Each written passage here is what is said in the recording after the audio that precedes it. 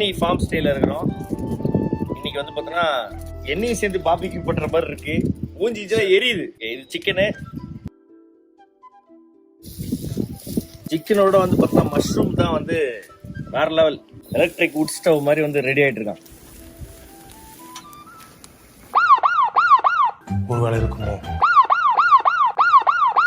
மூடு ஒரே லென்த் பண்ற. அவ்வளவுதான், டன்னு. 2 மினிட்ஸ் கூட கிடையாது, டன். சுத்தி அப்படி இறக்கணும். சூப்பர்மா.